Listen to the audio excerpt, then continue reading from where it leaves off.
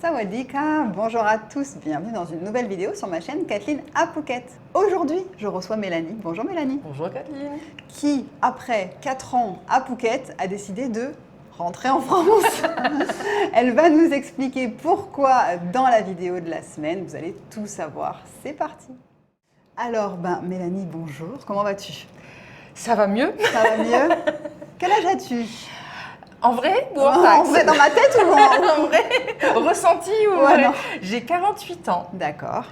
Et donc, ça fait 4 ans que tu es installée à Phuket, c'est ça? Exactement. Ça fait 4 ans qu'on s'est installé ici. C'était le rêve d'une vie, une vie de rêve et puis le rêve d'une vie. Voilà, il y a 4 ans, en avril 2022. Avec ta famille? Avec mon homme et ma fille, qui à l'époque avait donc 6 ans et demi, 7 ans. D'accord. Et donc là, on va un petit peu voir son parcours de famille expatriée française à Phuket, parce qu'en effet, là, il y a peu de temps, en fait, tu as pris cette décision de la Thaïlande pour nous, c'est terminé, en tout cas pour l'instant.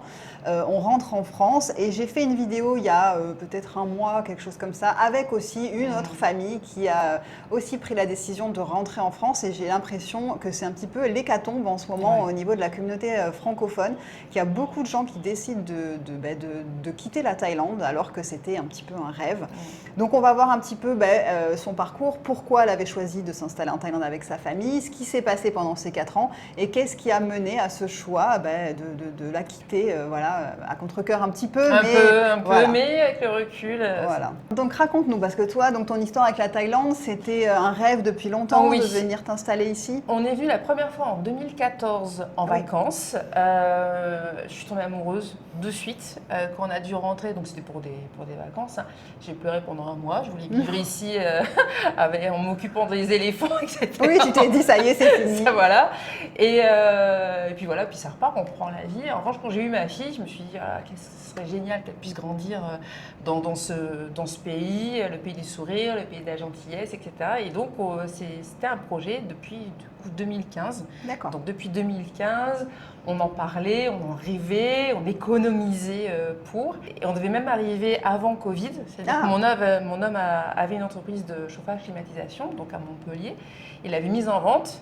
Et donc le projet, c'était à la base même d'acheter un petit hôtel. D'accord. Je voulais faire avec sa propre culture, de légumes, etc. Un truc super bio. Et puis arrive le Covid, donc finalement, sur le coup, on est déçus. Et puis finalement, pareil, avec le recul, on se dit, c'est bien parce que si on était parti avant Covid, on achète un hôtel juste après Covid, ça aurait été catastrophique. Ouais. Donc les choses se font et puis on arrive effectivement en avril 2022 à arriver ici, grand sourire.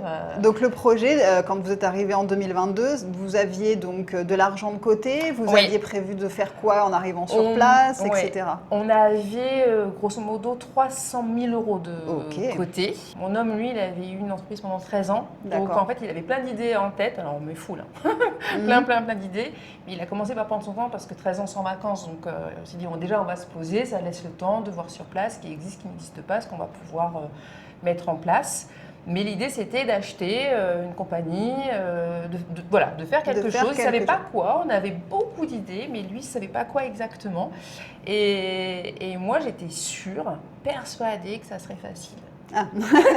Oui, d'accord. J'arrive et voilà, tout se passera bien. Donc toi, fais ce que tu voulais. C'était on a quand même ce petit paquet d'argent en sécurité avec nous, donc on a de quoi voir venir. Oui. On vient s'installer à Phuket.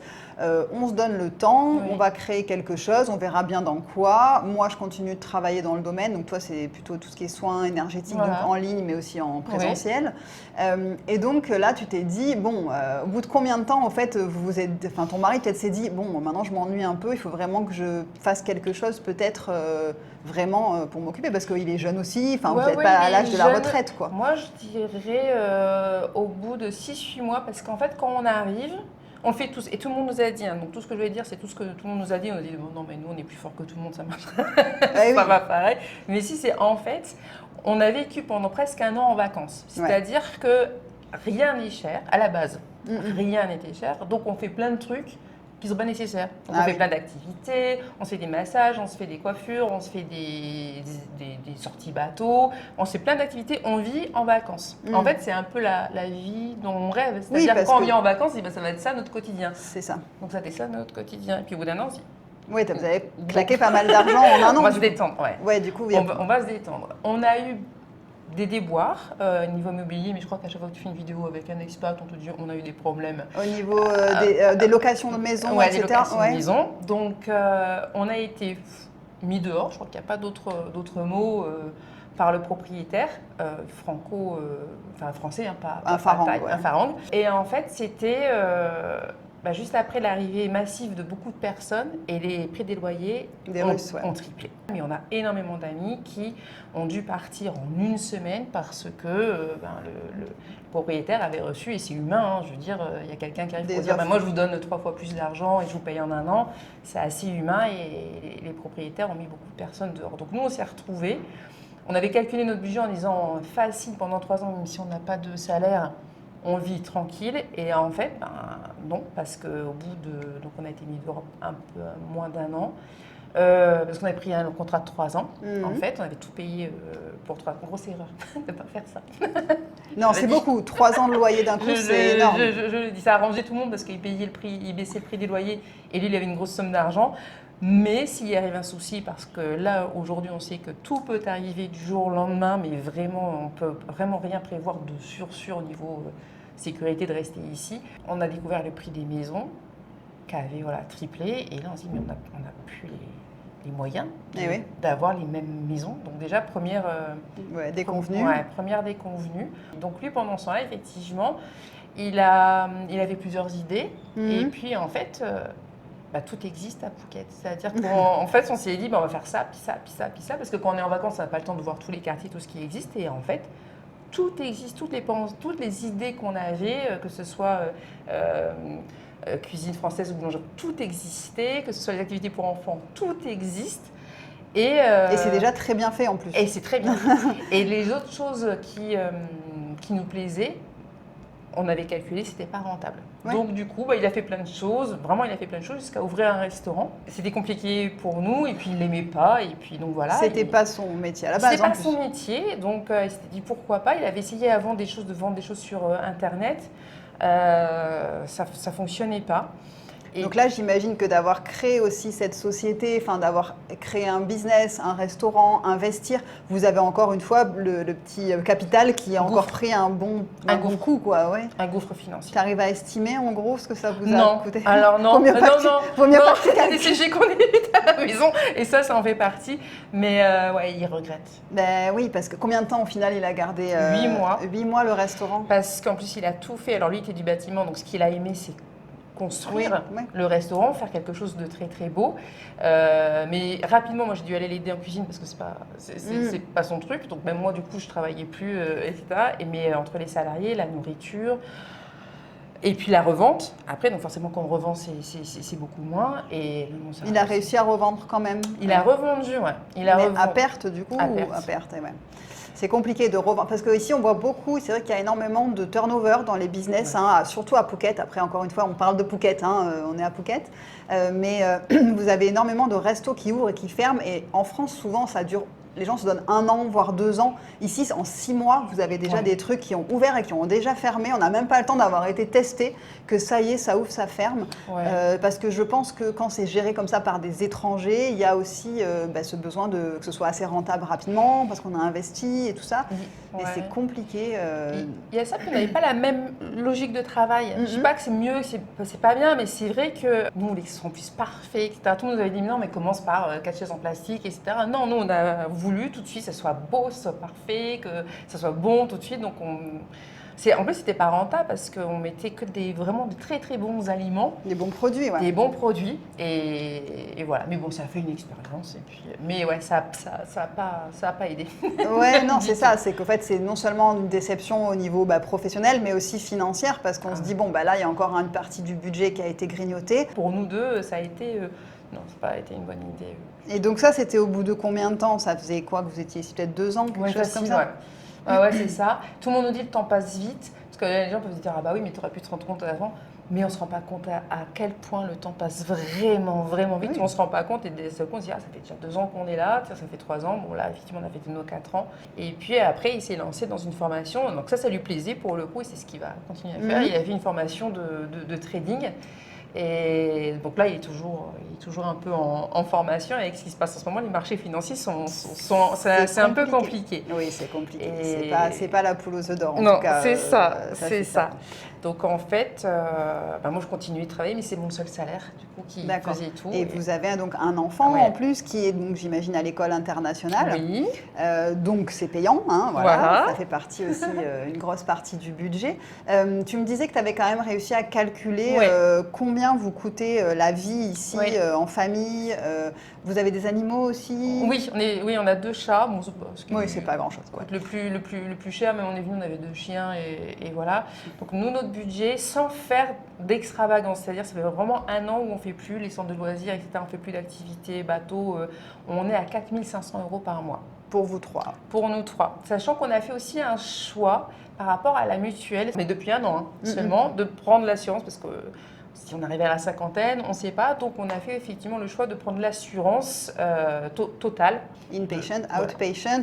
Souvent aussi, quand les gens ont des enfants, ils aiment bien prendre le outpatient parce que, bon, toi encore maintenant, elle est plus grande, mais souvent quand ils sont petits, ils vont souvent à l'hôpital. Ouais. Donc, en fait, ils aiment bien que ce soit couvert aussi. Mais donc, vous avez une assurance santé pour tous les 3. Vous avez un loyer. Est-ce que le loyer là, de votre dernière maison était de combien? On a eu de la chance, c'est 70 000 bahts, ce qui n'est pas cher pour le quartier. Donc, elle est très, très bien, mais on n'a pas de piscine, on n'est pas dans un coin touristique. Tu es à Chalong, c'est ça? Ouais, on est à Chalong, dans une petite route, dans un quartier thaï avec que des thaïs et des poules. Voilà, donc, mais après, c'est vrai que, par exemple, il y a moyen de trouver des maisons encore moins chères maintenant à Phuket. Après, il faut s'éloigner de certains endroits, il faut accepter de vivre dans des maisons qui sont plus à la taille, on va dire. Et ce que tu me disais aussi, c'est qu'au fait, c'est pas la raison pour laquelle tu es venue en Thaïlande, c'est pas pour vivre dans des conditions qui étaient, on va dire, moins agréables que ce que tu avais en France. C'est ça, c'est-à-dire que peut-être que si à refaire, je changerais d'avis, mais quand tu pars d'un certain confort quand même en France, parce que nous étions propriétaires d'une maison du côté de Montpellier,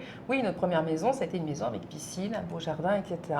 Quand il y a un moment, on se dit, non mais là les prix sont trop chers, il faut qu'on redescende notre budget, et qu'on voit les maisons qui ont, je sais pas, 20 ans, 30 ans, mais des maisons de 20 ans, 30 ans ici, c'est pas des maisons de 20 ans, 30 ans en France, c'est de l'humidité, ça sent, Ouais. Et non, moi, je me voyais pas. Donc là, c'est pour ça que je dis qu'on a de la chance, parce que 70 000 bahts, c'est vraiment une maison hyper confortable avec une cuisine américaine, enfin le confort vraiment à l'occidental.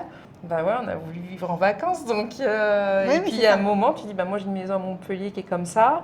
Moi, je suis venue en Thaïlande pour vivre mieux. Donc, voilà, tu pèses le pour et le contre. Qu'est-ce que je fais? Ok, la vie en Thaïlande, à Phuket, donc, elle est plus sympa, mais moins confortable sur d'autres. Voilà, donc que tu réfléchis, tu dis, il y a un moment, il faut prendre des décisions. Et est-ce que là, vous êtes arrivé au bout de vos économies et c'est ça qui a fait, qui a fait vraiment. Donc, en fait, tu peux dire qu'en 4 ans, vous avez dépensé 300 000 €. Sachant que je travaillais. Donc en plus, il y a eu des incomes, des revenus qui sont rentrés entre-temps. Et donc là, vous repartez en France, on va dire, de zéro? Oui, il nous reste de l'argent pour payer le container, pour acheter une voiture, pour acheter le mobilier, pour voilà. Mais on pourrait faire le choix, on a beaucoup réfléchi, de dire, allez, est-ce qu'on reste encore 6 mois parce que là, il est au bout de la formation et puis il va commencer vraiment à bien gagner sa vie. Oui, mais ça, tu espères. C'est ça. C'est pas, oui, dans 6 mois, il commence un CDI à 3 000 € par mois. C'est dans 6 mois, on espère qu'il va rentrer de l'argent. Et s'il n'a plus rien. Et en fait, je pense que, et on n'est pas les seuls, on arrive avec plein d'idées préconçues, on va espérer, on va faire ça, et puis ça va fonctionner. Et aujourd'hui, avec les 4 ans, on se dit, si tu n'arrives pas ici avec déjà un salaire, une affaire qui fonctionne, ou tu as une entreprise. Les personnes qui fonctionnent en fait le plus ici sont des personnes qui pourraient travailler partout dans le monde, mais qui ont déjà des revenus. Si tu arrives ici en disant je vais faire ça, et puis ça va fonctionner même avec 300 000 €, aujourd'hui c'est tendu. C'est ça que les gens ont toujours l'imagination de se dire quand je serai en Thaïlande, je vais faire ci, je vais faire ça. Et j'imagine que la déconvenue, une fois que tu es vraiment sur place, ça doit faire un choc en fait, de ce que tu imaginais de ta vie en Thaïlande et ce que c'est vraiment au quotidien. Oui, et puis clairement, les business à créer, on fait tous quasiment les mêmes choses et les mêmes erreurs. C'est soit tu achètes un hôtel, mais là c'est compliqué, soit c'est un restaurant. Les business sont vite réduits en fait. Et trouver un CDI ici, c'est pas, non. Mais c'est pas j'arrive en Thaïlande, tiens, j'y connais rien, je vais aller postuler dans les hôtels, on va m'embaucher à la réception. Non, ça ne marche pas comme ça. À Phuket, en tout cas, et même en Thaïlande, généralement, on se crée son travail, en fait. Donc, soit on crée sa société, on crée sa petite entreprise, etc.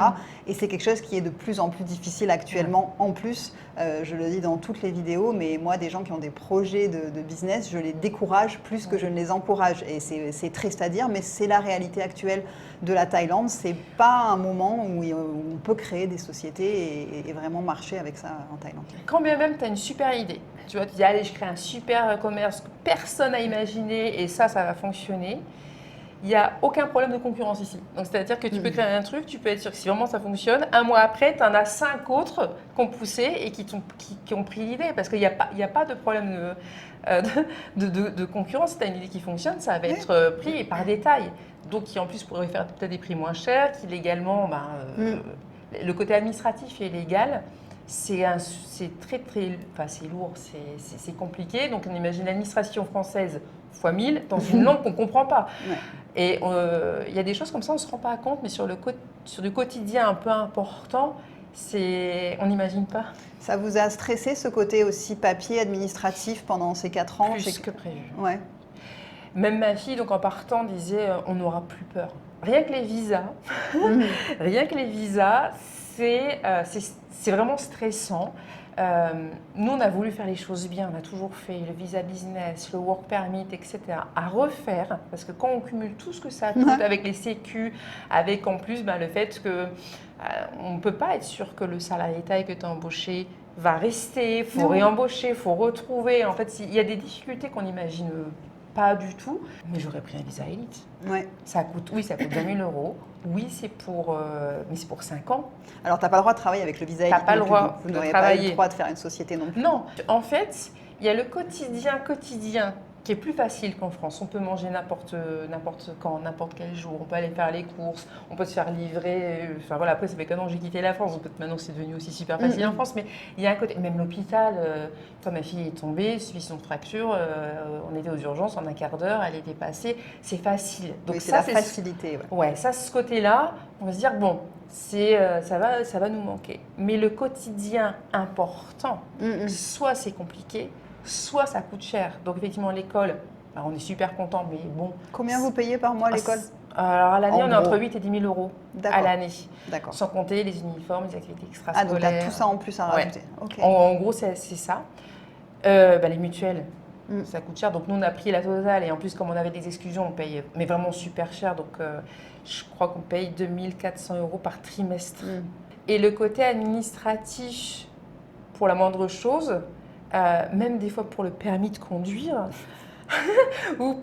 en fait, en plus, on ne s'imagine pas que la loi peut changer demain. Et quand c'est une autre langue... Oui, parce que, encore une fois, est-ce que vous vous étiez mis au thaï ou un petit peu? Moi, oui. Toi, oui? Moi, oui, mais pour la conversation, mais pas du tout. Et puis, au-delà de la langue, et on a beau dire que c'est une langue différente, c'est une culture différente, c'est vraiment très important de se rendre compte que... Alors l'avantage, c'est que c'est pas la peine de râler. La différence avec la France, c'est que là, ça sert à rien de râler, au contraire. C'est qu'on va essayer de trouver une solution, mais quand c'est une procédure et c'est fini. Donc nous, on a eu une déconvenue à la banque. On a eu beau expliquer, etc. Et on n'a pas compris la logique, mais il n'y a pas à chercher la logique parce qu'on va dire c'est comme ça, même si c'est pas logique, c'est comme ça. Et nous, on a eu 500 000 bahts de bloquer, on espère récupérer la fin juin parce que parce qu'on n'a toujours pas bien compris le pourquoi, mais la banque avait décidé que si tu faisais un visa Guardian et que tu avais besoin de tel papier, eux, alors après si on a quelqu'un qui nous a expliqué que c'est par rapport à l'immigration justement, pour éviter le blanchiment d'argent ou que d'un seul coup tu as 500 000 bahts. La raison, elle existe certainement. Certainement, mais le cas ne va pas forcément te l'expliquer. Mais c'est vrai que oui, tout ce côté administratif, que ce soit immigration, banque, permis de conduire, comme tu dis, faire les papiers, tout ça, toutes ces petites choses-là cumulées, ça pèse sur beaucoup de personnes qui me disent, l'autre famille qui est partie aussi, dans une de ces raisons qui faisait qu'elle partait, alors il y avait aussi, on n'a plus de sous, mais ce côté administratif, lourdeur administrative, faisait vraiment partie aussi d'une des raisons qu'elle disait, au fait, c'est fatigant à la longue. C'est fatigant, et puis c'est pas une fois par an, quoi. Non. C'est-à-dire que... Alors, le visa, oui, c'est une fois par an, mais le night 90 Days Report, mais le truc, tout ça, c'est... Ouais, c'est ça. Et puis, le sentiment, je ne sais pas si c'est vrai, mais en tout cas, c'est ma vision, c'est mon sentiment. C'est comme il y a eu aussi beaucoup de Farangs, hein, d'étrangers qui sont venus, qui ne sont pas forcément super agréables avec les Thaïs. Moi, je sens que l'accueil, le sourire, c'est plus le même, même si en plus, je crois qu'il y a quoi? Il y a une dizaine de sourires Thaïs. Hein. Il y a vraiment un code. Sais pas. Tu vois, ça, je sais pas. Il y a un code, il y a un code sur les sourires, mais même là, ils l'ont plus. Et du coup, tu sens qu'il n'y a plus forcément envie d'aider justement dans l'administration. Tu sens dans les commerces. Tu te sens plus le bienvenu. Oui, je pense qu'il y a eu. Alors, à Phuket, mon sentiment, on est à Phuket, hein, on serait à Nakhon Si Thammarat, on vous dirait peut-être autre chose. Mais c'est vrai qu'à Phuket, les Thaïlandais qui sont ici, c'est vrai que je pense que, alors malheureusement, c'est le côté étranger, mais aussi le côté russe, qui n'est pas forcément des gens qui sont souriants, qui sont chaleureux, qui sont polis dans leur manière d'agir, mais après, c'est leur culture aussi. Mais du coup, je pense que les Thaïs se sont fermés en retour parce que ils ont peut-être eu marre d'être se sentir peut-être un petit peu agressés dans leur manière de communiquer. Donc, et par effet miroir, et quelque chose que j'ai repéré depuis quelques temps, qui n'existait pas avant, c'est que maintenant je vois des tags.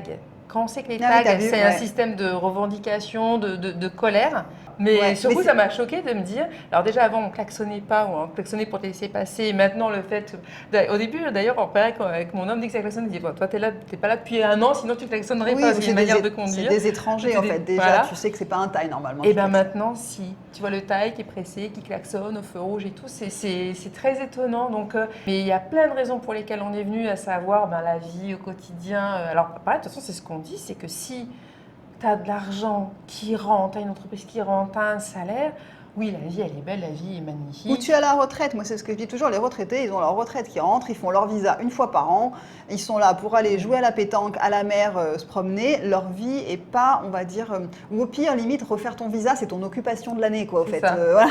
Donc c'est presque ça, alors que quand tu viens pas en âge d'être à la retraite, tu vas avoir, et avec des enfants encore plus, tu vas avoir beaucoup de choses à gérer, et ça peut être vite lourd en fait. Lourd, stressant, parce que tu as toujours peur qu'il manque un papier. Qu'est-ce que tu retiens quand même de positif dans ton expérience de 4 ans? Qu'est-ce qui t'a marqué? Parce que là, on a parlé, malheureusement, des choses qui t'ont embêté, qui font que tu vas t'en aller. Mais qu'est-ce que ça t'a apporté quand même, cette expatriation? Eh bien, déjà pour ma fille, effectivement, cette ouverture d'esprit. Se dire qu'on sort un peu du côté français où des fois on a le sentiment qu'on est les meilleurs au niveau de la santé, les meilleurs au niveau de l'éducation, les meilleurs. Et de voir une autre manière de fonctionner, ça va lui donner une ouverture d'esprit sur différentes nationalités, sur une culture différente. Moi, ce que je retiens, c'est le sourire des gens. Ouais, malgré tout, parce que tu dis qu'on le voit moins, mais on voit moins, mais je veux garder ça parce que quand tu insistes un peu que tu souris, il y a quand même quelque chose. Mais c'est plus le même accueil. Mais et puis ce côté, ça baille. Ouais, quand même. Est-ce que tu as quand même réussi à créer aussi une petite communauté de personnes avec qui tu t'es fait amie, etc. Dans tout ce temps-là? Alors j'ai eu autant de, non même moi, j'ai quelques personnes vraiment avec lesquelles je suis amie. Mais j'ai plus été trahie. D'accord. Par des Français. J'avais été très étonnée au moment de l'ouverture justement du restaurant de mon homme, parce que donc il y avait bar à salade, mais il y avait burger, kebab, et d'un flot de haine qu'on pouvait avoir sur Facebook, parce qu'on était un repère à terroristes, parce qu'on faisait des kebabs. D'accord. Donc ça m'avait, alors moi qui suis très sensible à la méchanceté gratuite, je ne comprenais pas le pourquoi. Mais il y a, de toute façon, c'est un microcosme de la société. Donc si, moi ma plus grosse erreur, c'est de me dire, je vais vivre dans le pays du sourire. Qui dit pays du sourire, pays de la gentillesse. Donc tous les Français qui vont aller s'installer sont comme moi, sont dans ce mood-là. Pas du tout. La bonne blague. Absolument pas. Mais c'est un microcosme de la société. Donc il y a autant de gens gentils que de gens virulents, que de gens accueillants, que d'escrocs. Il y a de tout. Mais ça a été mon erreur. On en discutait avec des amis qui sont là depuis longtemps. T'es déçu quand t'attends beaucoup des gens. Donc, la leçon à la limite, c'est de venir sans attente. Si on a un bien en France, gardez-le. Oui, parce que du coup, vous n'avez pas vendu votre maison. Non, parce que je m'étais dit, moi, les 3 premières années, c'est les plus dures. Et dans ma tête, à partir du moment où j'ai passé les 3 ans, je restais à Bitametarnam ici, donc c'était réglé. Mais il y a le côté, même si je voulais finir ma vie ici, de dire je ne serai jamais propriétaire complètement de ma maison. En Thaïlande, non. En Thaïlande, non. Non. Que j'ai une maison en France et en plus je me dis ça me fera une retraite au cas où. Et finalement, il y a tellement de personnes, je connais d'autres personnes aussi qui repartent vraiment la main devant, la main derrière, mais qui eux avaient vendu tous leurs biens. L'avantage, toi, c'est qu'au fait, les gens souvent, c'est parce que justement, ils ont vendu leur maison qu'ils vont avoir cet apport financier. Toi, tu l'as eu par la vente de la société de ton mari. Donc c'était que, bon, la maison, on peut la garder parce qu'on a autre chose. Vrai. Mais les gens souvent disent, moi j'ai vendu la maison et c'est ça mon argent, c'est avec ça que je vais faire mon business, etc. Donc tu l'aurais peut-être fait s'il n'y avait pas eu cette vente de société, ou ton mari avait été salarié puis qu'il était juste parti de son boulot, tu vois. Mais c'est vrai que tu as eu, voilà, dans ton malheur, on va dire, la chance de pouvoir te permettre de garder la maison.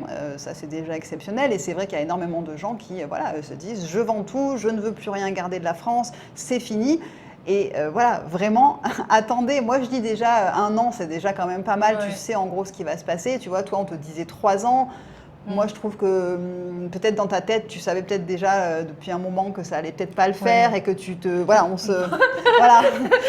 Il y a des choses qu'on ne veut pas voir. Mon mari, il le disait, hein, mais non, moi, je voulais pas. En fait, quand tu rêves pendant 7-8 ans, tous les matins, tu te réveilles en pensant à ça, tous les soirs, tu t'endors en pensant à ça et que tu as un rêve qui s'arrête, c'est compliqué, surtout quand il y a des événements qui accélèrent parce que voilà, il y a eu pas mal de choses qui se sont fait de galères administratives au niveau de la santé avec mon homme, etc. Même si on est très très bien soigné, très très bien traité, voilà, il y a quand même des peurs qui arrivent. Et puis il y a des choses qui se sont faites qui n'ont pas été super propres, qui ont aussi accéléré.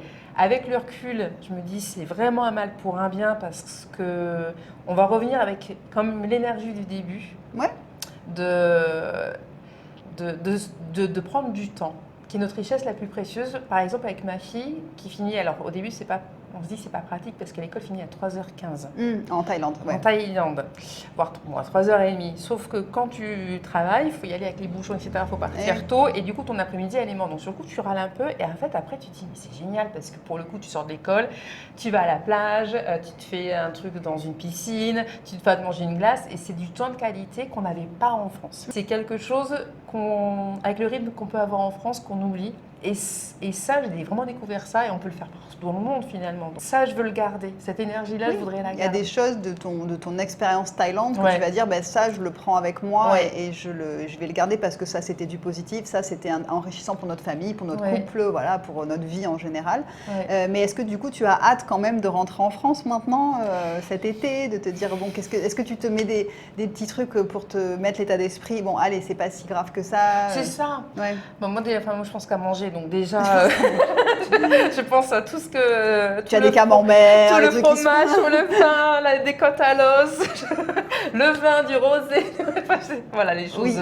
Mais mine de rien, je pensais pas que ça allait me manquer autant. Alors ça c'est bête, mais alors en plus j'arrêtais pas de dire en Thaïlande on mange super bien et c'est vrai. Sauf qu'on peut manger international ici, mais c'est pareil, du coup c'est finalement plus ou moins les mêmes prix qu'en France. Quand tu veux te faire une pizza, un burger, une viande, surtout la viande c'est quand même plus cher. Donc il y a ça. Finalement, le fait que ça soit pour le rentrer en 6e, c'est pas mal. Là, je suis plutôt en mode action. En fait, c'est le côté un peu, je suis pas vraiment partie, je suis pas vraiment arrivée, qui est pas confortable. Donc, on n'a pas hâte de partir. Mais là, je me réveille tous les matins. Triste en même temps, moi, il pleut, c'est dommage. Comme elle m'a dit ma fille, elle m'a dit mais c'est fait exprès pour que tu aies moins de regrets de partir. Non mais c'est vrai, c'est mieux de partir en pleine saison des pluies que de partir c'est ça. Voilà. Vous avez comme projet quand même, pour vous la Thaïlande c'est terminé ou est-ce que ça reste dans un coin de votre tête, peut-être même pour revenir y vivre, j'en sais rien, votre retraite vivre, non, même quand ta retraite, faut jamais dire jamais. Pour l'instant dans ta tête tu fermes une parenthèse. C'est-à-dire qu'on se rend vraiment compte que l'expatriation, mine de rien, quand on parle d'1 an, pour comprendre comment ça fonctionne, les papiers, etc., le refaire, à l'heure actuelle, je serais trop fatiguée parce que ça demande de l'énergie, de comprendre comment ça fonctionne, tout, cette logique différente, ça demande vraiment beaucoup d'énergie et moi je ne l'ai plus. Bon, écoute, Mélanie, merci d'avoir partagé ça avec nous sur la chaîne. Tu rentres quand l'avion Début juillet, on est en train de tout caler là. Donc encore un petit mois, quelque chose comme ça. Ok, bon, franchement, je vous souhaite à toi et à ta famille que du bonheur. Parce que, encore une fois, voilà, la Thaïlande, ça se termine, mais c'est une partie de la vie, c'est pas grand-chose au final. Merci. merci pour ton temps. Merci à toi, merci à vous. Bon retour. Merci. Et puis merci à vous d'avoir regardé cette vidéo jusqu'au bout. Je vous souhaite une très très belle semaine. Et je vous retrouve samedi prochain, 11h, pour une prochaine vidéo. Portez-vous bien.